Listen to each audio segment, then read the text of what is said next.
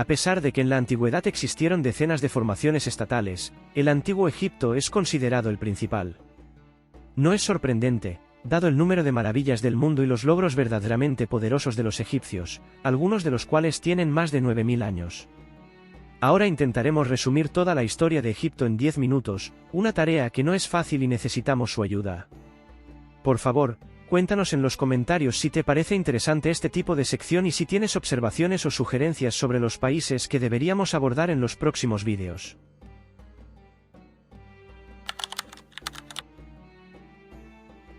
Bueno, nosotros empezaremos mientras tanto y nos alejaremos de los libros de historia. Ellos dividen la historia de Egipto en decenas de periodos, llenando con fechas dispersas que distraen y enfatizan eventos que no son tan relevantes en el contexto de la historia. Nosotros dividiremos nuestro vídeo, y por lo tanto la historia de Egipto, en 3 partes, la antigua, la greco-romana y la árabe, que continúa hasta nuestros días. Los detalles y las minucias son interesantes, pero nuestra tarea será familiarizarte con los aspectos más importantes de la vida del país. Empezaremos con una breve introducción y nos iremos no solo 1000, sino decenas de miles de años atrás. África era diferente en ese entonces, en algún momento aquí reinaban las selvas tropicales, donde nació la civilización humana. Más tarde, África en general, y Egipto en particular, se volvieron más secas, y el territorio se transformó en sabana. Hay pocos rastros de los primeros habitantes del país, pero los científicos creen que el Homo sapiens apareció en estas tierras, ya que Egipto era una plataforma ideal para la migración desde el este de África hacia Asia.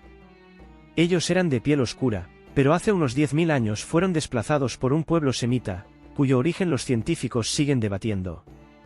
Los trabajadores se establecieron en Egipto debido a la increíble fertilidad del río Nilo. De hecho, los antiguos habitantes llamaron a Egipto el regalo del Nilo.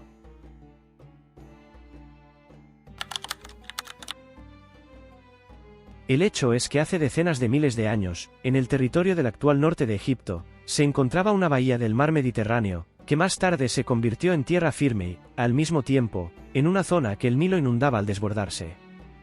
Las numerosas lluvias provocaban inundaciones extremas, que eran vistas como un regalo de los dioses, ya que hacían la tierra fértil, y el agua ayudaba a cultivar cualquier cosa. Cuando el Nilo volvía a su cauce, los antiguos egipcios corrían a su valle, lo sembraban, recogían la cosecha y luego se alimentaban de ella, mientras el sol abrasador secaba la tierra, haciéndola inútil para el cultivo, pero solo hasta la próxima crecida del Nilo, cuando el ciclo se repetía.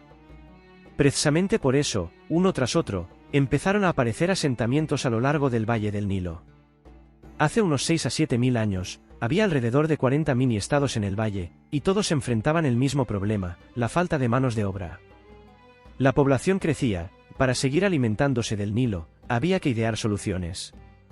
Por eso, los mini-estados comenzaron a unirse, construyendo presas, canales, embalses y otras infraestructuras agrícolas, con el fin de retener el agua de las inundaciones del Nilo por más tiempo, al mismo tiempo, sembrar y poblar más territorios.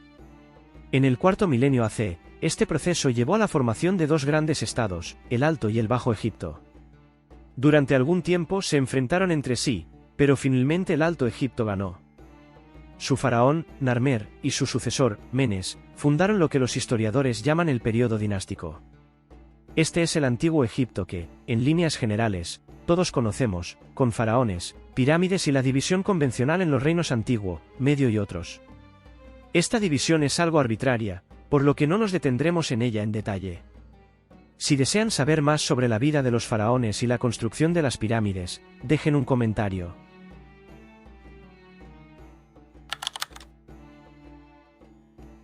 Ahora nos centraremos en lo más importante. Durante el periodo de las dinastías faraónicas, Egipto se convirtió en un verdadero estado. Las fronteras finalmente se extendieron más allá del Nilo, aunque no de forma muy significativa. Apareció un ejército que defendía exitosamente a Egipto de los nómadas de Arabia, Etiopía y otras regiones. Pero lo más destacable de este periodo es que los egipcios construyeron verdaderas obras monumentales.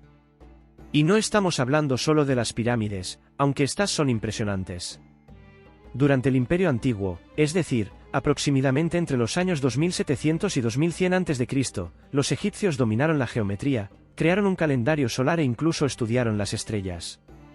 Las grandes pirámides son el resultado de estos avances científicos, pero su construcción no habría sido posible sin el conocimiento de la talla de piedra y los logros agrícolas. Los sistemas de canales construidos por los antiguos egipcios no eran mucho menos eficientes que los modernos, y al mismo tiempo aprendieron a hornear pan, preparar cerveza, dominaron completamente la escritura e incluso construyeron un canal de Suez que conectaba el mar Mediterráneo con el Mar Rojo. Sin embargo, el clima empeoraba y los funcionarios se volvían más codiciosos, lo que llevó a un par de siglos de guerras civiles que devolvieron a Egipto a un estado de decadencia temporal. El Imperio Medio no se quedó atrás, se considera que abarcó aproximadamente entre los años 2100 y 1750 a.C. Las disputas internas continuaron, pero Egipto logró ciertos avances. Dominaron la manufactura de objetos de bronce, abrieron escuelas e implementaron el uso del papiro. Además, desarrollaron la creación de embalses. Los faraones de la 12ª dinastía revitalizaron el seco lago Meridobo, convirtiéndolo en un reservorio artificial. Amenemhat III, a través de un complejo sistema de canales, esclusas y presas, le dio a Egipto lo que necesitaba durante milenios, un lago artificial que no solo almacenaba el agua de las crecidas del Nilo, sino que también permitía elevar el nivel del propio río gracias a sus avances de ingeniería. Piensa en esto, hace 4000 años, los egipcios podían simplemente abrir una llave y regar las tierras necesarias. La capacidad del lago era suficiente para abastecer durante 100 días. Además, el faraón construyó su propia pirámide y laberintos, que los antiguos griegos consideraban maravillas del mundo.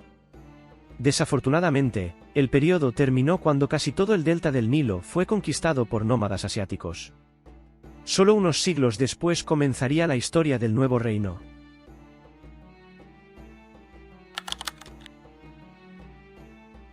Aproximadamente entre los años 1500 y 1000 a.C., Egipto resurgió de sus cenizas. Durante este periodo, el territorio alcanzó su apogeo. Los egipcios aprendieron a construir pozos y dominaron las carrozas. Los egipcios podían rivalizar con los persas y con todos a su alrededor. Fue en esta época cuando vivieron el famoso Ramsés II y Nefertiti. Se construyeron templos, se perfeccionó la escritura y se prestó gran atención a la educación de los niños. Sin embargo, la construcción de templos perjudicó al Estado. Los sacerdotes del dios Amón sumergieron a Egipto en el caos durante 400 años, los faraones cambiaban como guantes, a veces 5 gobernaban al mismo tiempo, y la iglesia casi destruye al Estado.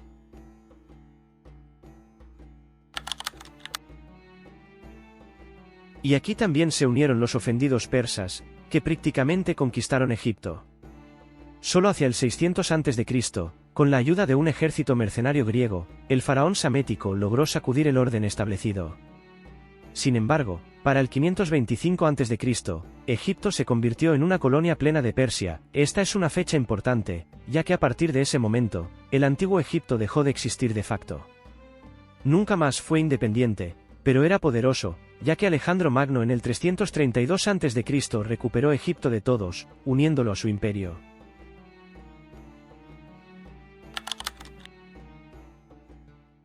Las maravillas del mundo se construyeron una tras otra, el Gran Faro, la Biblioteca de Alejandría y toda la ciudad de Alejandría hicieron que Egipto volviera a ser un importante jugador en la escena internacional, así como el principal proveedor de trigo, de hecho, la capital planetaria de la ciencia. Sin embargo, se empezó a hablar y escribir en griego, mientras que la escritura tradicional comenzaba a morir. El último faraón de la dinastía griega de los Ptolomeos, que todos conocen, fue Cleopatra, quien finalmente se casó con Julio César y en el año 30 a.C. convirtió a Egipto en parte del Imperio Romano. Puedes ver el vídeo sobre Cayo Julio César en nuestro canal. Este periodo durará hasta el 642 después de Cristo, con la aclaración de que, además de Roma, el país también fue parte de Bizancio. Este periodo no se destacó por nada notable, Egipto se estancó en su desarrollo y de ser el centro del mundo se convirtió en un proveedor de alimentos. La Biblioteca de Alejandría fue saqueada poco a poco, y más tarde se atribuyó su destrucción a los árabes malvados, quienes tomaron el relevo de los romanos y, desde el 640, llevaron el Islam a Egipto y asimilaron el país mucho más rápido que los griegos, además de cubrir el canal de Suez y trabajar en la degradación de la ciencia. En solo un par de cientos de años, toda la nación comenzó a hablar árabe y se volvió, incluso externamente, puramente árabe. Así sigue siendo Egipto hasta el día de hoy. En el año 870, el país salió del califato árabe, durante casi 700 años, será casi independiente en papel.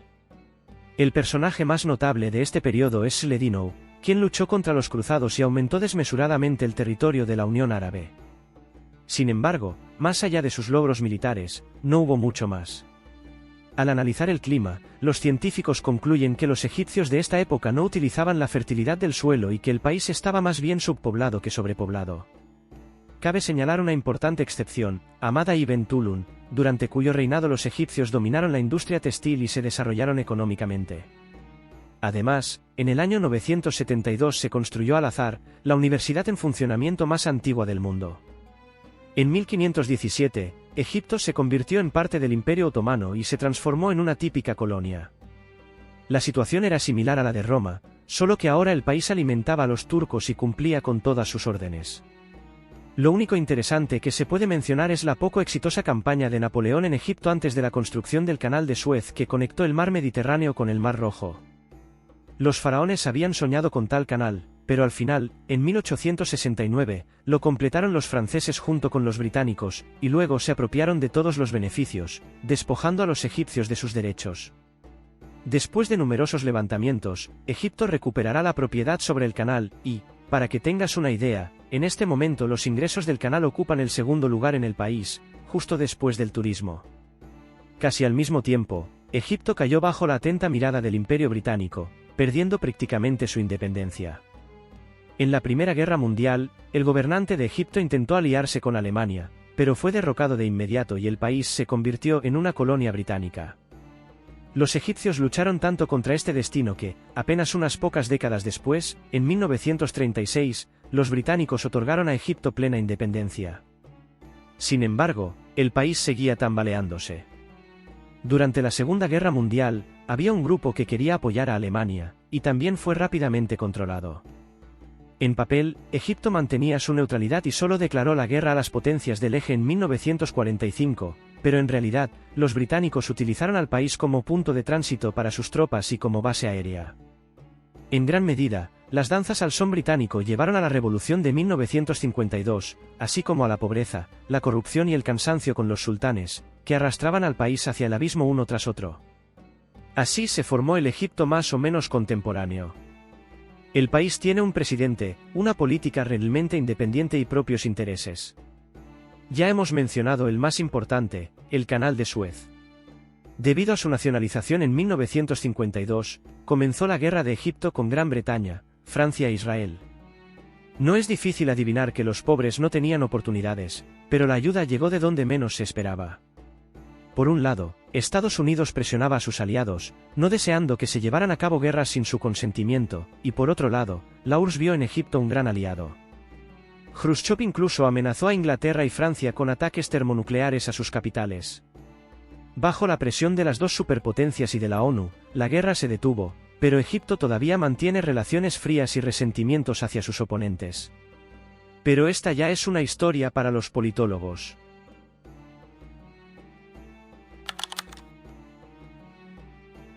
Y nosotros hemos hecho nuestra parte, esperamos que te haya gustado nuestro resumen de la historia de Egipto. Si es así, estaremos encantados de ver tu me gusta y un comentario con tus pensamientos sobre esta situación. Hasta la próxima, amigos.